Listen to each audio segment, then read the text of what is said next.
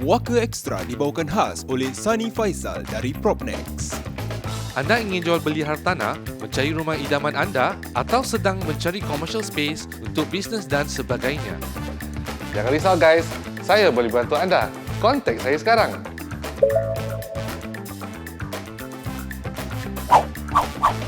Selamat menonton ya guys.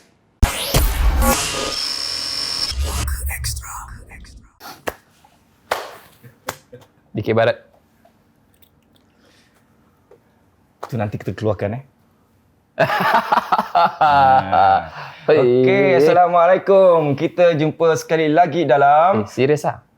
Hey, dah start. Oh, dah start. Assalamualaikum semua. Kita jumpa sekali lagi dalam Waka Extra. Okey, inilah dia bulan yang mulia, bulan Ramadan.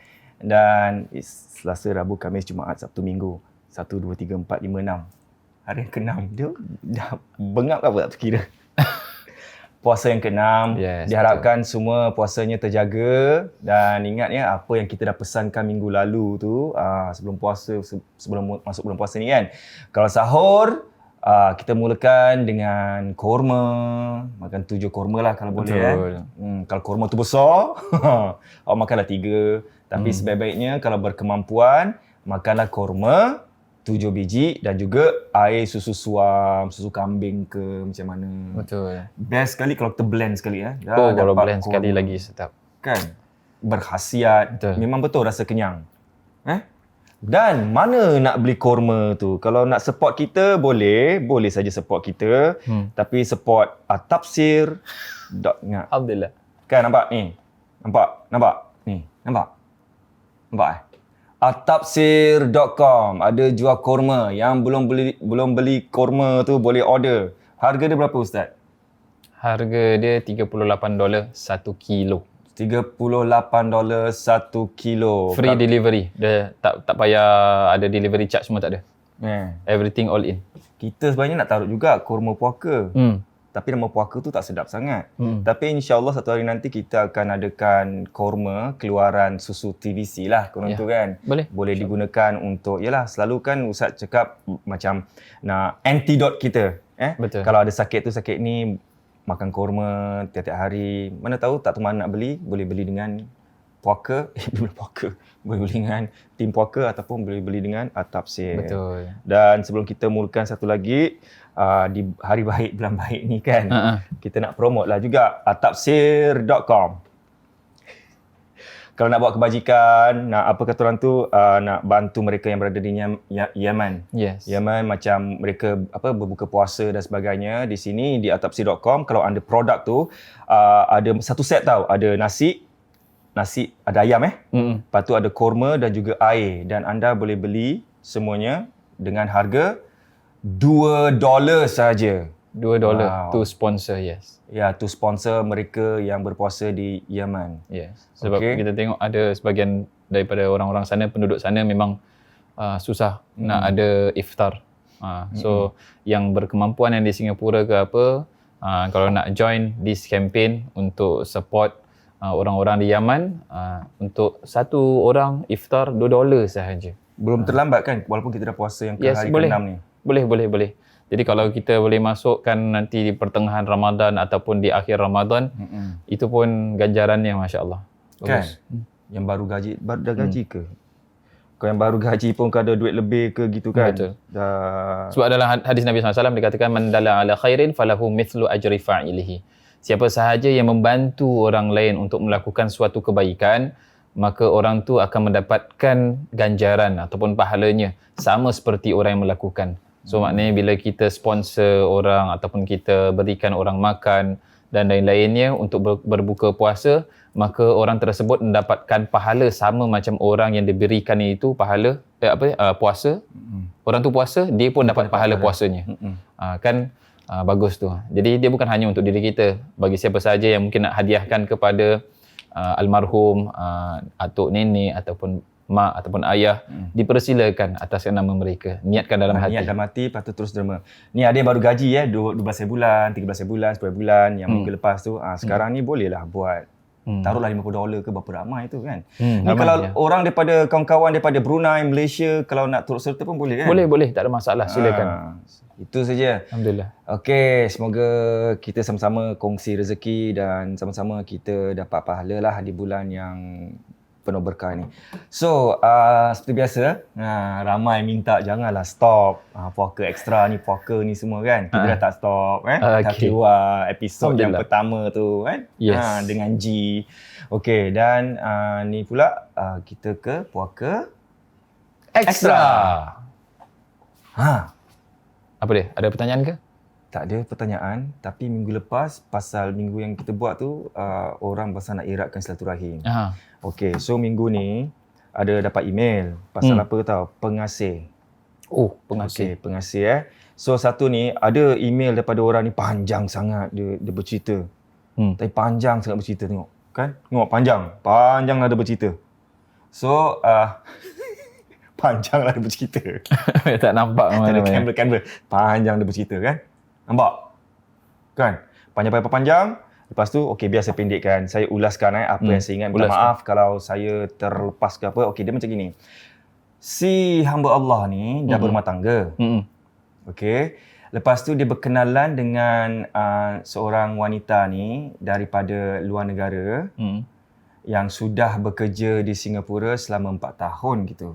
Okey, bila berjumpa dengan wanita, kita panggil expat lah Bila dia dah berjumpa dengan expat ni, mulalah titik-titik percintaan gitu. Lepas tu sampaikan si isteri pun sanggup cakap apa, tak sanggup bermadu. Sangguplah bermadu. Terus yang herannya, ni kawan kepada si isteri ni lah.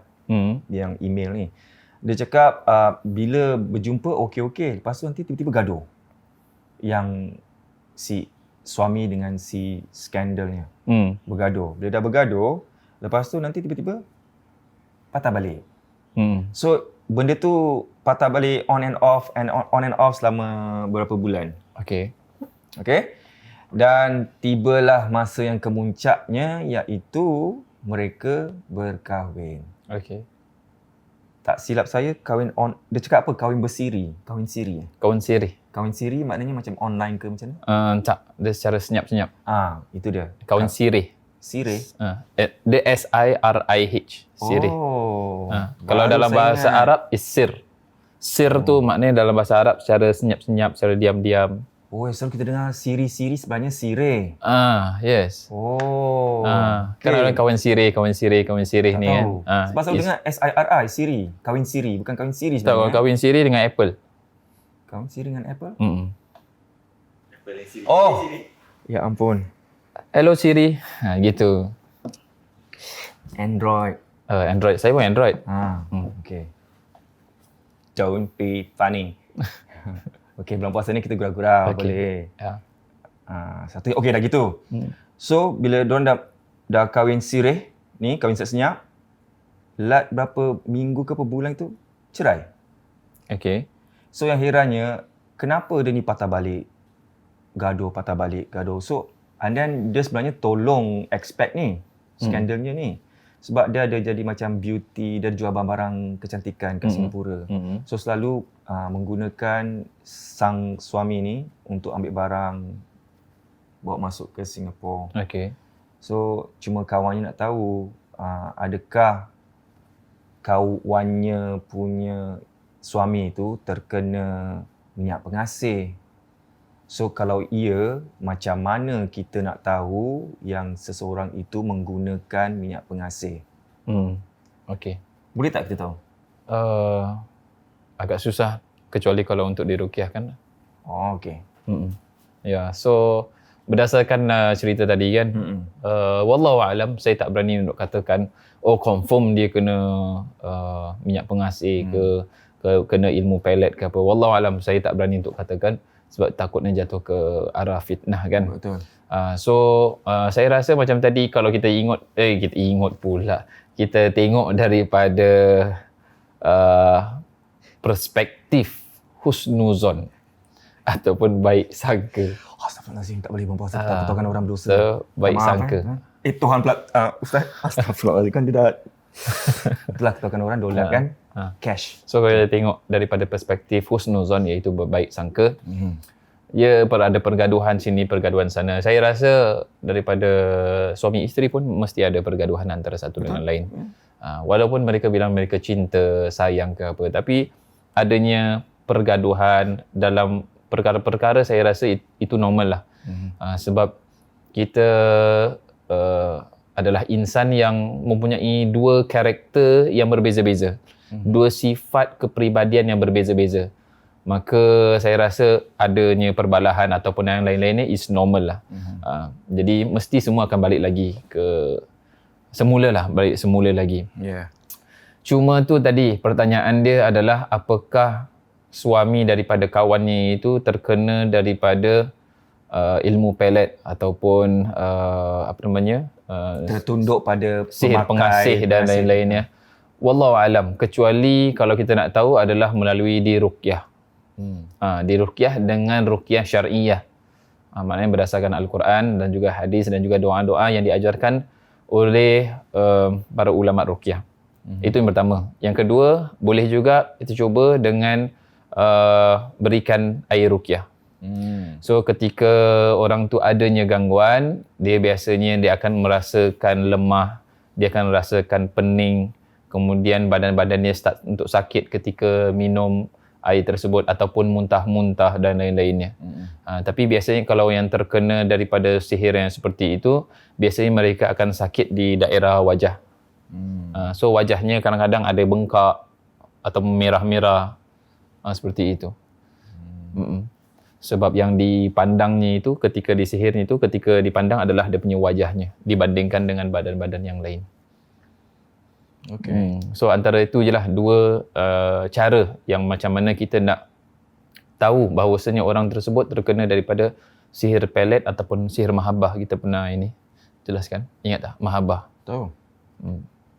So itu je lah yang saya boleh nasihatkan. Ni bulan-bulan puasa ni ada tak orang masih aktif sihir menyihir? Masih lagi ada. Walaupun ramai orang fikir yang bahawasanya memang betul dalam hadis Nabi SAW dikatakan ketika masuk bulan Ramadan maka syaitan-syaitan akan diikat oleh Allah Subhanahu Wa Taala kan? Pernah dengar? Yang diikat tu adalah yang besar-besar. Yang kecil-kecil so masih lagi ada. So begitu juga dengan jin-jin. Contohnya ada juga jin, pasal jin ni mereka pun mempunyai agama. Ada agama yang kafir dan ada yang Islam. So yang even yang Islam punya pun mereka boleh melakukan maksiat. Di antara maksiatnya itu adalah dengan ikut kepada kahin-kahin. Untuk mendapatkan makanan dan juga sesajen-sesajen yang diberikan. Itu termasuk daripada suatu perkara maksiat. Sama, maaf kata contohnya orang-orang Islam kita pun masih ada juga yang line up 4D. Yang masih minum arak, yang masih lagi berjudi, itu kan maksiat. Tapi Islam, dia mengaku sebagai Islam. Begitu juga dengan kaum jin. Mereka pun ada yang Islam, tapi mereka tak adalah minum-minum ke ataupun berjudi dan lain-lain. Tapi di antara maksiat-maksiat yang mereka lakukan adalah di antaranya ikut kepada kahin ataupun ikut kepada bomoh untuk mendapatkan makanan-makanan secara mudah. So sihir menyihir pun masih juga ada pada bulan Ramadan.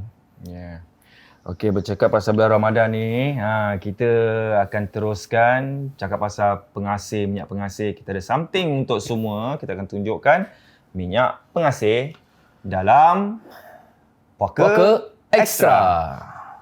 Okey, mana minyaknya?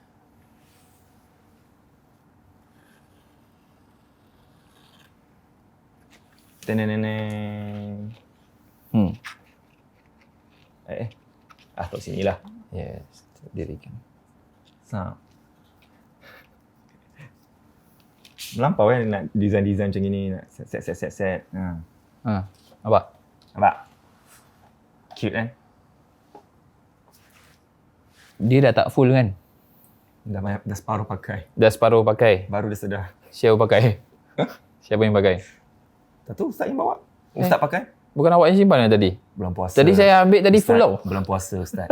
Bulan puasa, Ustaz. Tak, saya cuma cakap yang Saya tadi maafkan, ambil full. Ustaz. Nota, Ustaz. Allahu Akbar. Saya tak pakai minyak-minyak ni. Saya pakai minyak makan je. Minyak makan, minyak zaitun. Baik, bagus. Okay. So ni di antaranya minyak pengasih ataupun minyak buluh perindu. Okey. So dia boleh daripada, dia tak semestinya macam gini tau. Dia boleh dalam bentuk minyak wangi ke apa. Pun dalam dia ada akar-akar dan lain-lainnya, itu pun sama juga. Okey. So ini mungkin Suzairi baca. Kiai. InsyaAllah. Amin. Tak boleh baca Ustaz. Sebab dah pudar-pudar. Tak apa, mana yang mampu je, insyaAllah. Sukalah nampak orang buka cermata. Nanti macam dah tua. Dan saya long sighted. Sesungguhnya saya berpuasa. Keampuhan minyak buluh perindu. Minyak buluh perindu dari Kalimantan Timur yang dijuluki si Raja Pelet. Si Raja Pelet. Si Raja Pelet, kerana kalau orang sudah kena tempel minyak tersebut, baik laki-laki maupun perempuan, tidak, dia hilang wording dia, kerinduannya baik siang maupun malam. Orang yang kena minyak tersebut akan hilang kat sini, mendatangi ke rumah orang yang hilang. Sebab memang dah lama. Penggunaan minyak buluh perindu untuk syarat pengasih kewibawaan, dagang, apa ni? Tak tu, ni apa? Dah hilang. Ustaz buka mata, tak kisah, tak ada orang nak judge. Buka je lah mata tu.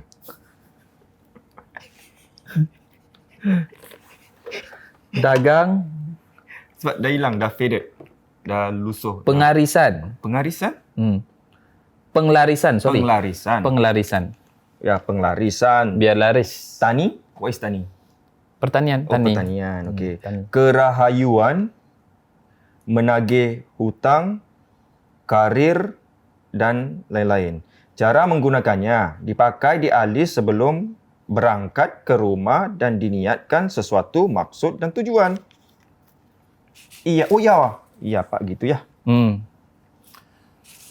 So, itu nampak sendiri nak tagih hutang ke, nak minta hutang ke, ataupun nak buat orang tu kelepek-kelepek ke. Kelepek kok apa itu?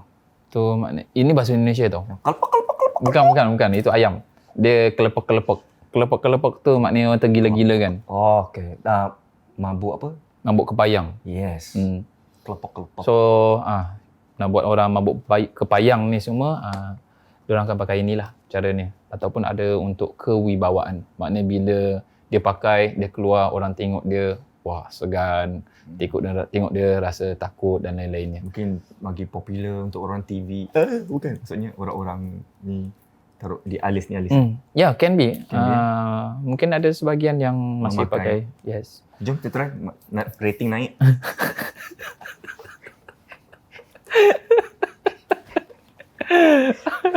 Jangan. Tak perlulah. Betul. Tak perlu. So benda-benda ni semua tak diajarkan oleh Nabi SAW. So nak muka cerah, nak muka berseri, ambil wuduk banyak-banyak. Sebab itu dan dikatakan wuduk alal wuduk, nur ala nur. Maknanya wuduk di atas wuduk, maknanya kita dah ambil wuduk. Nak solat lagi, masih nak ambil wuduk lagi, silakan ambil. Sebab apa dikatakan nur ala nur. Maknanya dah ada cahaya, ditambahkan lagi adanya cahaya. Sebab itu kadang-kadang kita tengok orang-orang soleh, orang-orang yang kuat ibadahnya, orang yang kuat zikirnya, orang yang selalu tahajud setiap malam. Tengok muka mereka. Kita tengok muka mereka ni rasa aman, rasa tenteram.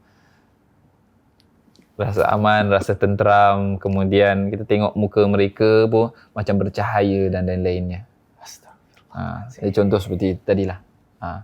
So, perbanyakkan wuduk, minta kepada Allah Subhanahu Wa Taala agar diberikan cahaya bukan hanya di dunia tapi di akhirat juga insya-Allah. Okey, so ini pun termasuk daripada sihir. Ya. Ramai orang bilang setakat pengasih je biar orang suka dengan kita ataupun dia pakai untuk isterinya ataupun untuk suami. Tidak diperbolehkan juga. Ini pun termasuk daripada sihir. So, mungkin ada yang tanya, asal muasal sihir ni daripada mana? Okey. Jadi kalau kita tengok dalam surah Al-Baqarah ayat yang ke-102 yang dimulakan dengan kata wattaba'u ma tatlu syayatinu ala mulki Sulaiman. Maknanya apa? Telah diikuti ucapan-ucapan ucapan-ucapan syaitan oleh masyarakat pada zaman zamannya Nabi Sulaiman alaihissalam. Jadi Nabi Sulaiman alaihissalam mempunyai zaman yang mana zaman tersebut syaitan-syaitan ni mereka mengajarkan orang-orang pada masa tersebut. Semangat. Pada masa tersebut sabar, bulan Ramadan. Keep on terpelanting. Bulan Ramadan. Rupanya hero kan hero. Laptop ini jatuh, iPad terpelanting. Kesian dekat belakang. So syaitan-syaitan mereka mengajarkan kepada masyarakat pada zamannya Nabi Sulaiman alaihissalam tentang sihir. Kemudian katakan wa ma kafara Sulaimana walakinna syayatin kafaru. Allah Subhanahu wa taala katakan bahawasanya Nabi Sulaiman alaihissalam tidak kufur, tidak kafir pada Allah Subhanahu wa taala, melainkan syaitan-syaitan tersebut yang kafir. Sebab apa? Mereka melihat Nabi Sulaiman alaihissalam beliau mempunyai mukjizat. Di antaranya boleh berbicara, berbual dengan kaum jin, kemudian boleh memerintahkan awan, langit, awan, kemudian angin dan lain-lainnya. Hingga dalam Quran disebutkan Nabi Sulaiman alaihissalam berbicara dengan semut dan lain-lainnya. Itu di antara mukjizat yang diberikan Allah Subhanahu wa taala kepada Nabi Sulaiman alaihissalam, bukan kepada kita. Okey. Kemudian yu'allimuna an-nasa as-sihra. Syaitan-syaitan tu mereka mengajarkan manusia bagaimana untuk melakukan sihir. Wa ma unzila 'alal malakain bi Babil Harut wa Marut. Maka Allah Subhanahu wa taala turunkan dua malaikat, iaitu satu malaikat namakan Harut, yang kedua dipanggil sebagai Marut. Untuk apa? Wa ma yu'allimani min ahadin hatta yaqula innama nahnu fitnatun fala takfur. Maka mereka mengajarkan kepada manusia pada zaman tersebut tentang sihir. Maknanya mereka ajarkan, contohnya macam ini, ini semua adalah sihir, jangan lakukan ini. Kemudian yang minggu lepas kita ajarkan, ini semua adalah sihir. Fala takfur, maka janganlah kalian kufur. Kemudian dikatakan fayata'allamuna minhuma ma yufarriquna bihi bainal mar'i wa zawjihi. Dan juga diajarkan tentang sihir-sihir ni macam mana nak memisahkan antara suami dan juga isteri. Itu dipanggil sebagai sihir tafriq. Sihir untuk memisahkan antara suami dan isteri ataupun kawan dengan kawan yang lain dan lain-lainnya. Kemudian wa ma hum bidarrina bihi min ahadin illa biidznillah. Mereka tidak akan dapat, iaitu syaitan-syaitan ni, sihir-sihir ni tidak akan dapat memudaratkan seseorang pun illa biidznillah, kecuali dengan izin Allah Subhanahu wa taala. Wa yata'allamuna ma yadurruhum wa la yanfa'uhum. Dan mereka mengajarkannya apa sahaja yang dapat memudaratkan mereka dan juga memanfaatkan mereka. Maknanya memudaratkan bagi kaum manusia dan tapi memanfaatkan, memberikan manfaat pada kaum jin, syaitan. Walaqad alimu laman ishtarahu ma lahu fil akhirati min khalaq wala bi'sa ma syaraw bihi anfusahum law kanu ya'lamun. Okay, so dia punya cerita dia base asalnya kat mana dia punya sihir ni awal sekali? Tak tahu. Kat Babylon. Yeah. So that's the place yang asal muasal keluarnya sihir. Yang sekarang dinamakan Iraq. Yang sekarang namakan Iraq. So start daripada situ semua. Even Nabi Sulaiman AS pun dapatkan benda-benda kitab-kitab sihir-sihir ni. Dan ditanam di mana kitab-kitab tu? Sebahagian dibakar, sebahagian lagi ditanam di bawah kerajaan Nabi Sulaiman AS. Biar tak ada orang ambil. Jadi itulah yang dicari oleh tukang-tukang sihir ni untuk mendapatkan buku-buku tersebut. Ustaz ada buku-buku? Even sampai sekarang. Ada buku tu? Saya ada. Saya ada buku sihir. Wow. Yes. Saya berjalan dulu ya. Ya. So saya ada buku-buku sihir. Saya pun ada nota-nota sihir.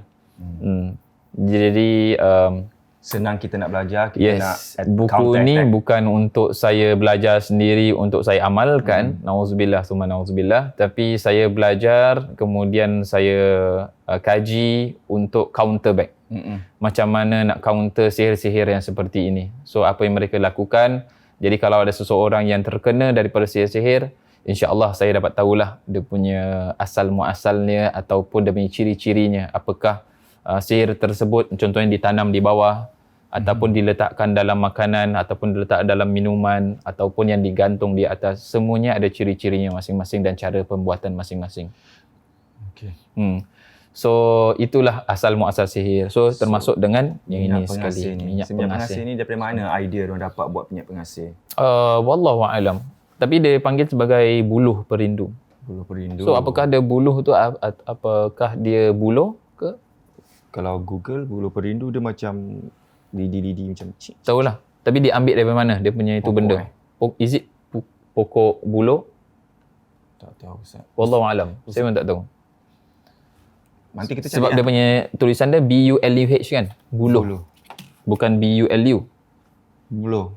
Buluh perindu. Wallahu a'lam. Bulu. Buluh. Buluh. Buluh. Dan daripada pokok apa?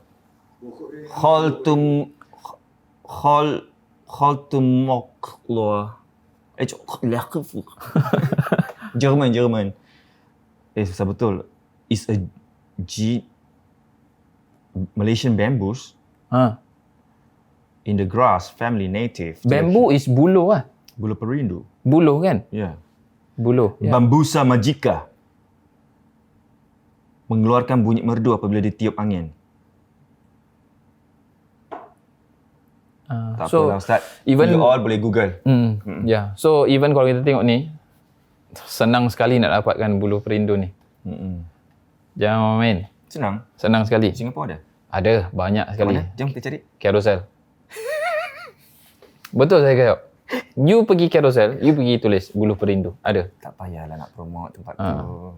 Tak adalah, pasal kita nak beritahu bahawasanya tak boleh. Check semua beli?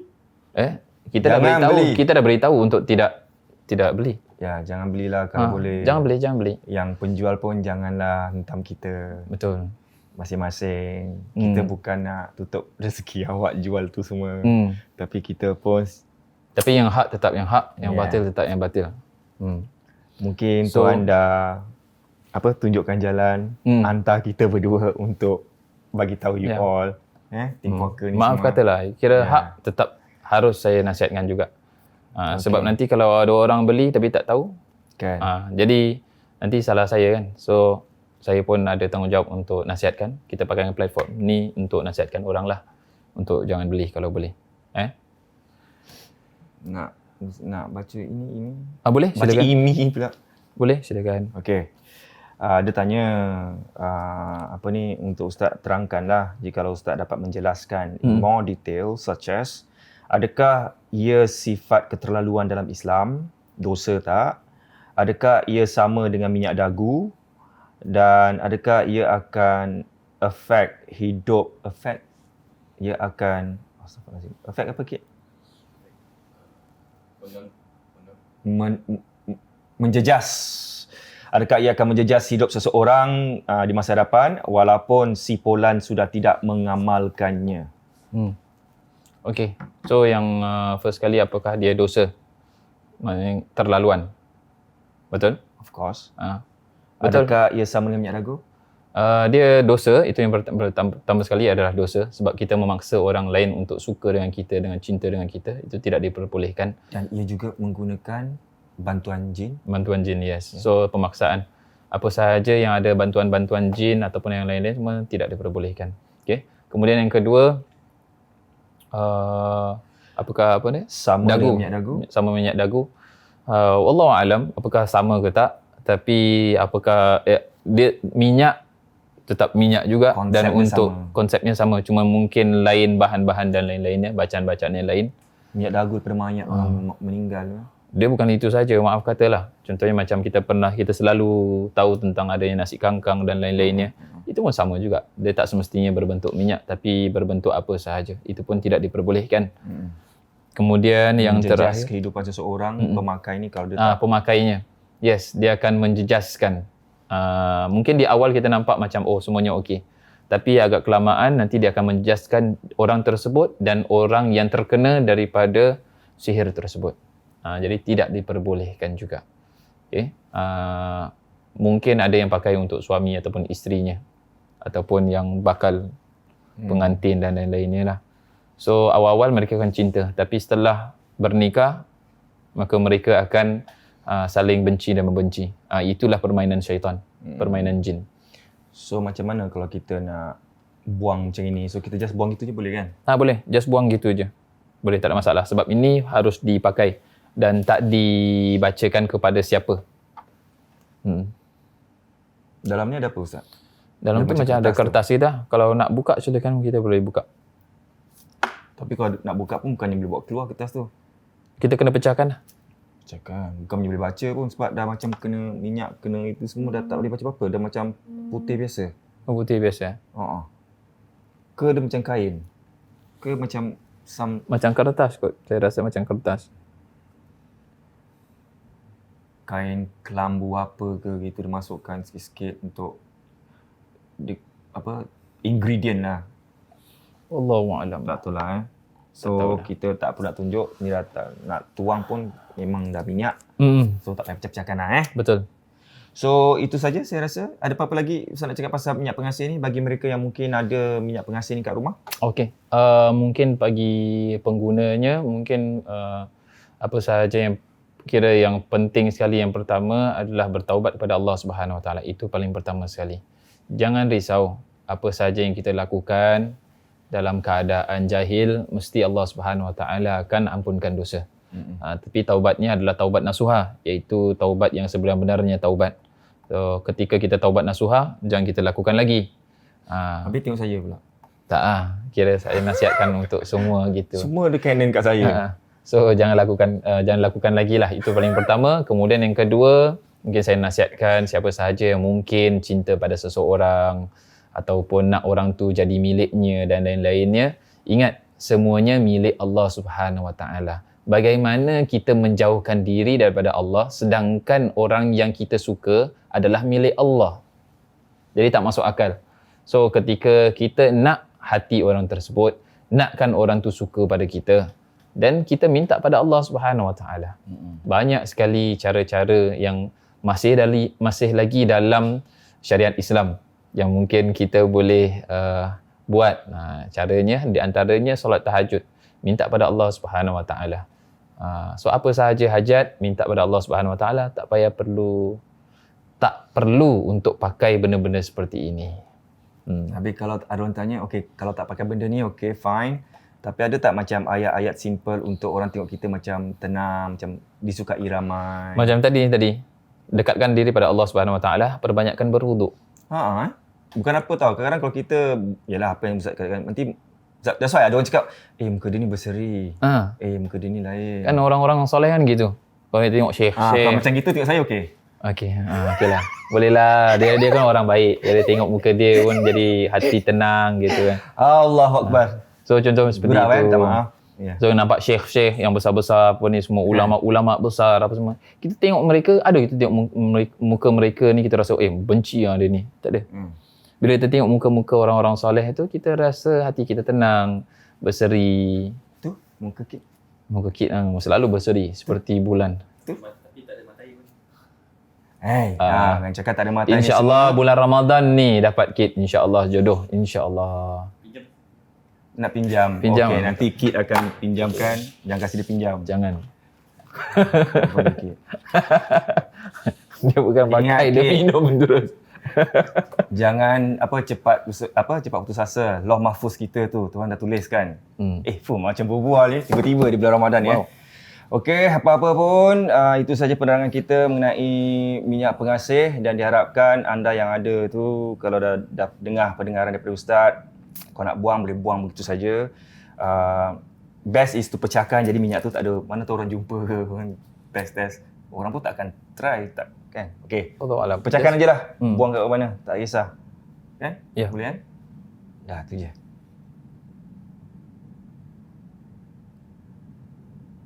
Ya. Krik.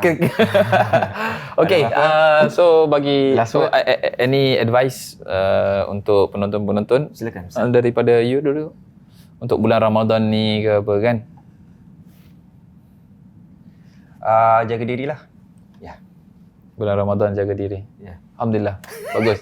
Maksudnya jaga diri daripada Jaga maksiat, daripada sifat-sifat yang tidak baik seperti mungkin ada iri hati, hasad, dengki apa semua. Maknanya jaga dirilah. Jaga ibadah puasa anda semua.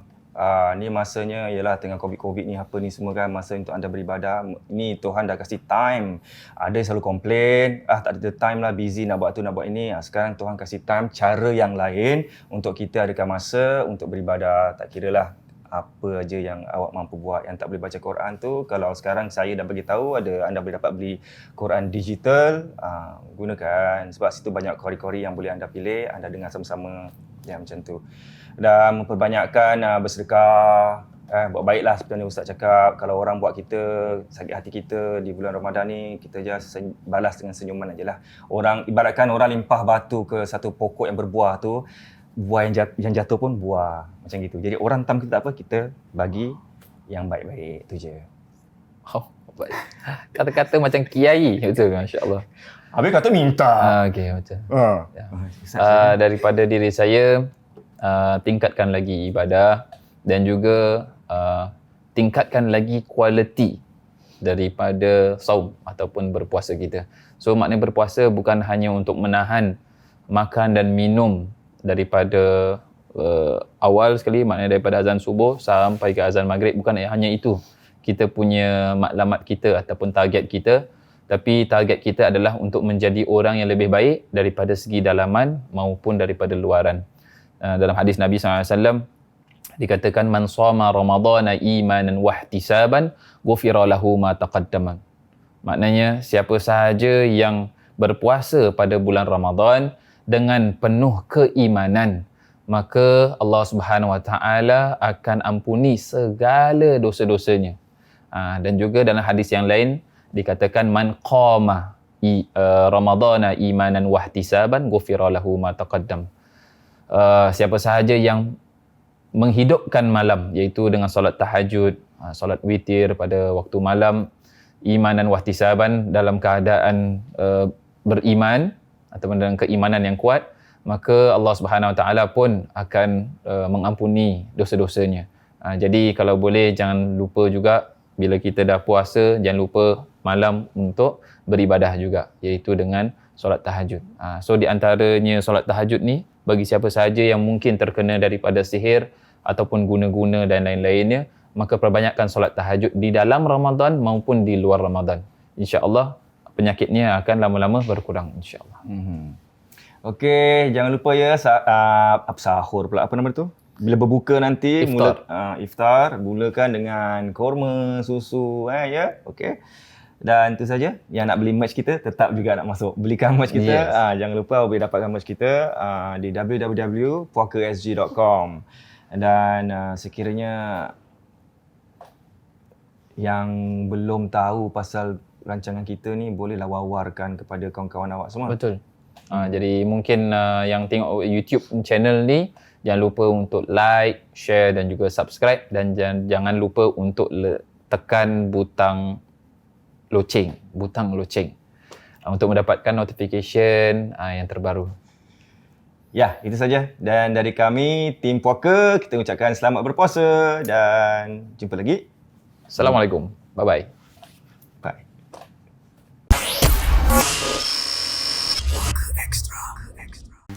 Puaka Extra tadi dibawakan khas oleh Sunny Faisal dari Propnex. Anda ingin jual beli hartanah, mencari rumah idaman anda atau sedang mencari commercial space untuk bisnes dan sebagainya? Jangan risau guys, saya boleh bantu anda. Kontak saya sekarang.